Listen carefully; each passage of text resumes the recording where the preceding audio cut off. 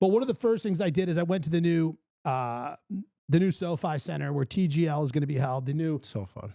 indoor golf league put on by Tiger Woods, Rory McIlroy, and a heavy hitter list of investors behind it. Here's what I'll say. The concept for me, because it's new golf, is exciting because any chance that there's more golf and something to be watched, I don't know, it gets me all juiced up. But I walked in this place and holy shit. Dude, it's incredible. Nice. Dude, it's insane. It is insane. Okay, first of all, the screen is huge. I have lots of questions. No, dude, the screen, it's like, could you imagine teeing up in an IMAX and hitting the ball at the screen? For real. You showed me the picture of the, Yeah. Well, you know what? We'll throw it in the pod. Josh, you're good at editing. Mm-hmm. I'm going to send you a picture, and it is the picture of a regular indoor screen kind of projected onto their screen, so you can really get an idea of how small it is. And it's crazy. It really is. And everything about it. So the players are hitting off of real grass, which I appreciate because there is that sort of thing, when you hit off a mat, the club kind of, I don't know, whatever. You get a lot of forgiveness. These guys are hitting off real grass. They have, what is it called? Like an agronomist or something like that? Somebody who takes care of grass. I don't know, whatever the hell they're called. For whatever. They have a full-time person growing these squares of grass at all times. They're growing at different lengths. They have a rough length. They have a fairway length. And then, I loved this. They were alluding to where they got the sand.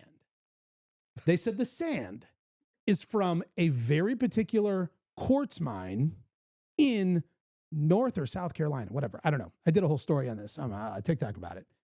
They're like, we can't specifically say what one other golf course uses this sand, but they have mastered the use of it. Do you remember the guy talking about him? Does anybody know what I'm talking about here? Yeah, I know what you're talking about. But like in another state, remember the guy got his driver taken away because he had the dirt of that place on it? Yeah. And they couldn't bring it over to like our state? Oh yeah, that's too much for me. Well, this sand crossed the border properly from state to state. Okay. And it is allegedly one of the most famous sand, I don't know. It's not species, whatever you call sand, like sand type.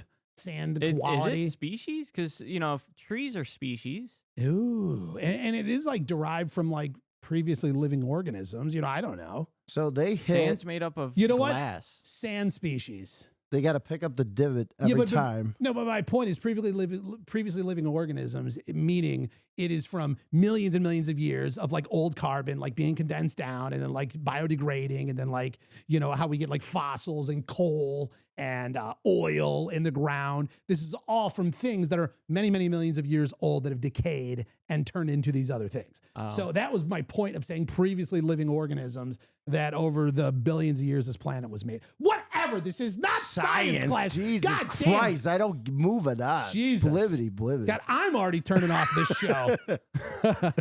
But yeah, dude, it was really cool. They had a few players out there. We had Rickie Fowler, Billy Horschel, and Wyndham Clark. They did like a little bit of a showdown, and it was like a Rickie versus Wyndham showdown. We got to see him bomb some drives into the screen. So it's kind of cool. You can see here in this picture, there's two different tee boxes. The first one, I believe, is like 70 yards back. You got 70 yards into the screen, or maybe 70 feet. I don't know. Everybody just shut up. It's like 70 feet to the screen. And then that's for hitting long shots. But if you get into like an approach situation, anything, I believe, like 100 yards and farther, I don't know, whatever. You go up to the closer tee box, which again is the grass, the rough, the fairway, the sand, the whole thing. And then if you hit the ball and you're even closer than that to the hole, you head to the other side of the room where they have this giant rotating green. The whole thing spins. The whole thing. Like, that's fun. Dude, it's crazy. It is unbelievable. Would you have enough time to shank a ball past the screen? Well, here's what I'll tell you. They would not let any of the media members hit balls at the screen. Because I think that they were concerned about that. Because it is far enough where if you're hitting bad, nice, you could easily like pipe one into the dugout or whatever that's called. Yeah. But either way, it's pretty cool. It's pretty exciting. And I'm pretty pumped about it. Just from seeing it. Here's the thing for me, though. It's going to have to be executed well on TV. They do have a partnership with ESPN. This is going to be Monday night, sort of prime time. I think like 7 to 9 p.m. I don't know what time zone. Who cares? But I think the only, like to me, everything is in place here. It looks crazy cool. I felt like I was on like a Hollywood film studio set. The amount of lights, cameras, action, the whole thing that they have going on is dialed and top notch. But it's going to have to be executed well on TV. And I think that's going to be one of the most important things that they're going to have to solve. Well, when it rotates, like, does it go to a different undulation variance, or is it just rotating because that's really cool? And no, so here's the way it goes. So basically, they took like this very versatile green that has like 2 tiers, like a high section and a low section. There's 7 different holes, like cups all around it. I don't even know what that is. There's a cell phone. Oh, I don't know why. Oh my God. That was for me. I think we're trying to fix this thing over here. Sorry. Like I said, everything's going wrong today. This is the show where everything goes wrong. Even this thing's like not doing what it's supposed to do. I don't even. It's okay. It sure It's is. okay. So, you know, messing up's good. Yeah, it is.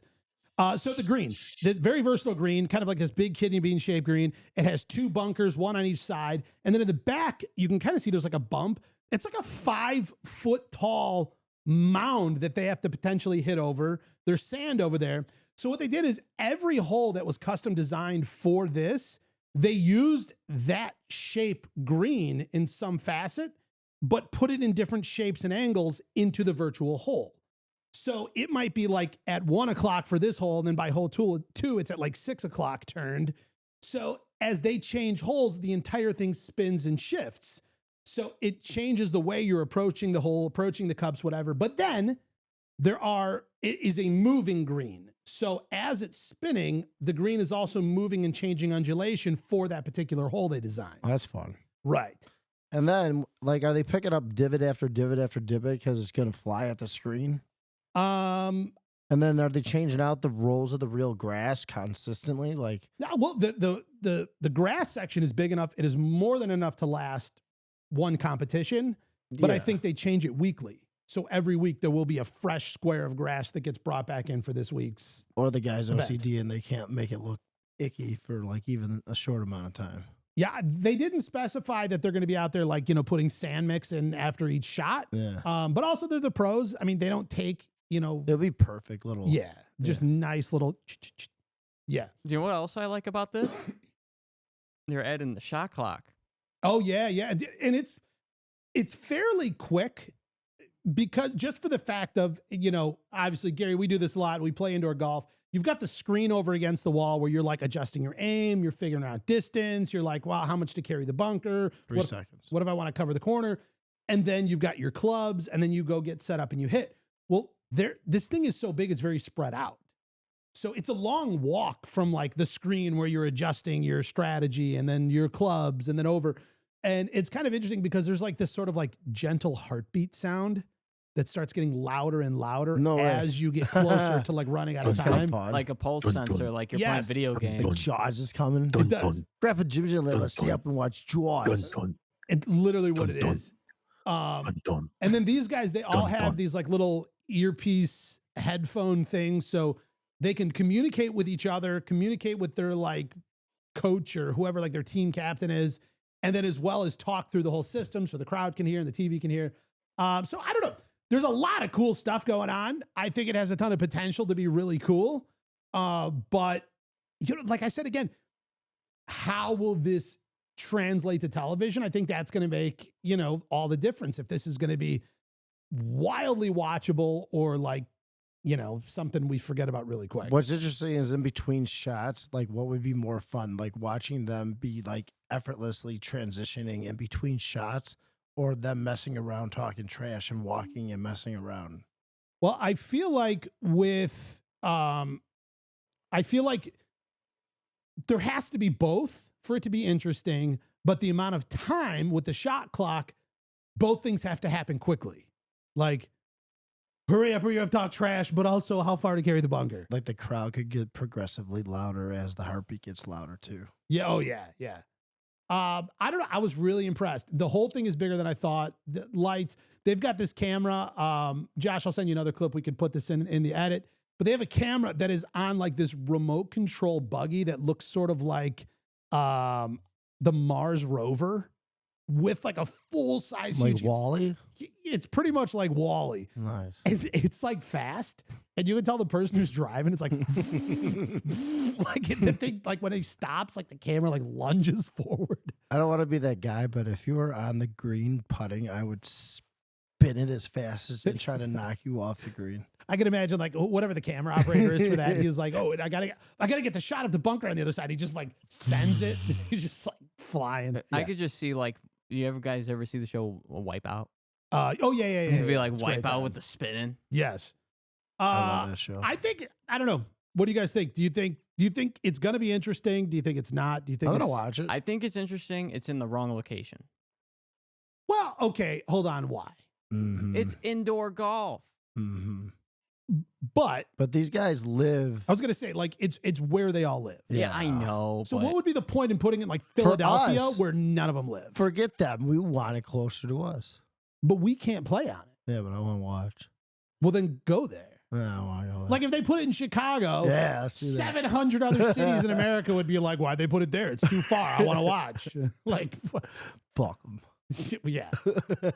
I mean, So this then is- when you're describing all of the outdoor elements and all the indoor elements and stuff like that, I mean, it sounds almost like they brought outdoor golf indoors.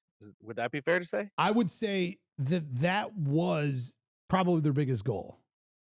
Like to bring as many realistic elements of outdoor golf into an indoor setting.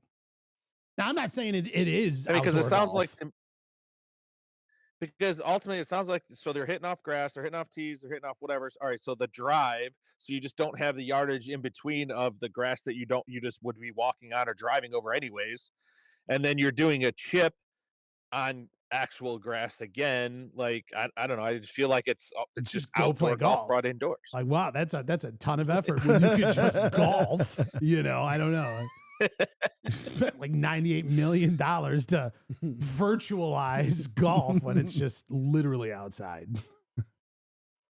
So talk to me a little more about the screen. Like, is it so when you're playing indoor golf, usually it's mostly just where you're hitting it, and it's the stupid pictures of like whatever the course looks like computer generated, right? But I feel like this screen is going to show a lot more and stuff like that. Yeah, it is. So, I mean, obviously, when you play indoor golf, like it's usually like, I don't know, like a 12-foot wide screen, like, 7 or 8 or 9 feet tall. I don't know, depending on like what simulated place you go to. This thing's like 50 feet tall and like 60 feet wide or something like that. I don't even remember the dimensions. So it's a lot more like immersive feeling. And there's this part where like you see the ball fly. Like when you play indoor, it's like whack, boom, like it's instant. Like it's boom, boom. Like you never really see what the ball does. But as soon as it hits the screen, then it kind of reveals what was going to happen. Whereas with this, like the ball is starting to shape its flight on its way to the screen. You see it starting to draw. You see it kind of taking a higher flight because there is that travel time. And then also, I feel like, I've got a lot of pictures. We'll probably just edit all this in because we don't have it up here on the screen for us to look at. They have so many launch monitors. Like when you play simulator golf, you have one launch monitor. Even if you had 5, what's the point? Because you have one screen and one projector and one launch monitor. They have these cradle things of 6 launch monitors, all like in series connected together behind the hitting area.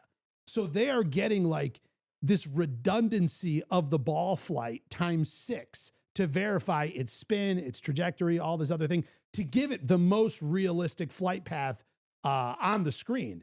But the other thing that I think is interesting is every hole they're playing was custom designed for TGL. So it's not like, oh, we're playing number 7 at Pebble Beach. It's like, no, we're playing Moon Rock Cliffs. And, it's like a 300-yard carry or it falls down into the ocean or something. I don't know, whatever, into lava.